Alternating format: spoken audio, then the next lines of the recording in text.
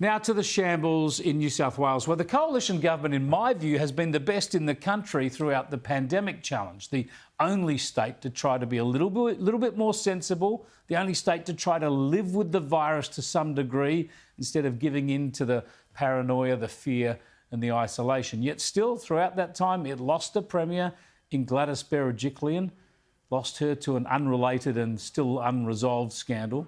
And other ministers have bitten the dust too, including the small business minister Eleni Petnos on Monday, who Premier Dominic Perrottet dumped from the cabinet after staff bullying allegations. But on Monday, I said the Premier's bigger problem was his trade minister, of course, Stuart Ayres, whose position back then even looked untenable because of details coming out about his involvement in the appointment of former Deputy Premier John Barilaro to a cushy Trade Commissioner gig in New York. Now, thanks to the controversy, Barilaro is not taking that job, but rather than take my advice on Monday and stand aside, Stuart Ayres dug in and he was forced to resign today by his Premier. The issues in the review go directly to the engagement of Minister Ayres with the Department Secretary in respect of the recruitment process. So that raises questions in relation to the Ministerial Code of Conduct. As a result, Minister Ayres has resigned from his positions. Yeah, Ayres always said he kept his hands out of the appointment, kept it at arm's length. But direct evidence today from the head of Investment New South Wales contradicted him. When I ask you, was Minister Ayres keeping himself arm's length from this process? You're saying no. In my view, he was not arm's length from the process. There were multiple intersection points throughout. Oh dear, and that was after he'd been forced to resign. Look, he should have gone days ago, maybe a week or two ago, but now Ayres has had to resign as Trade and Tourism Minister, as Minister for Western Sydney as well, and as Deputy Liberal Leader. We'll see if he stays in politics and whether he can fight back to a leadership position. If he does, because he's only in his early 40s. He does sit in a marginal seat, though, and next year's election's going to be tough. But I can tell you one thing. If he does leave politics, he won't be taking a job as a Trade Commissioner in New York or anywhere else. Let me bring in the Shadow Treasurer now. Labor's Daniel Mookhey joins me from Sydney CBD. Thanks for joining us, Daniel. Is this the end of the matter? Barilaro's not taking the job. The relevant minister has resigned. Isn't that game over? Move on? Oh, well, let's see where the rest of this inquiry takes us. And it's clear that there are far more questions to be asked about Mr Barilaro, as well as the involvement of the Premier in the appointment of him to the New York position. But just to be clear here, Stuart Ayres has been telling the people of New South Wales mistruths now for a while. It's good that he's gone.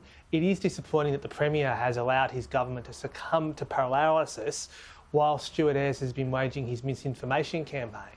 I think most people who are tuning in today would think it's a good thing that Stuart Ayres is now gone, but I definitely think that questions remain from Mr Perrottet about why it took so long for him to see what was obvious to so many others. Yeah, look, it was very clear. The evidence coming out clearly demonstrated that he had some involvement in this appointment, and we heard more about that in the inquiry today. Also, Andrew Clennell told us earlier this afternoon on Sky News that it's been revealed that Stuart Ayres took the appointment, the Barilaro appointment, at least mentioned it in a cabinet subcommittee. So presumably you want to be pursuing that to see how many other people in the cabinet were actually okay with this appointment.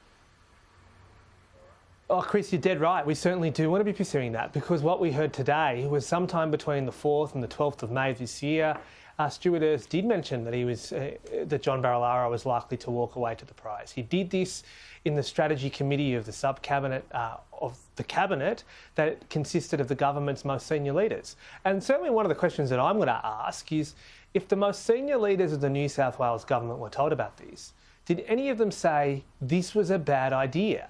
And if they didn't, then that just shows, I guess, the culture of entitlement that perhaps has settled in at the top echelons of this government after 12 years in power. Someone should have seen that this was a problem, a political problem at the very least. Just finally and quickly, if I could, Daniel, will Labor take a policy to the next election to get rid of these New South Wales Trade Commissioner jobs and just accept that you've got Austrade and Australian officers to do that sort of work?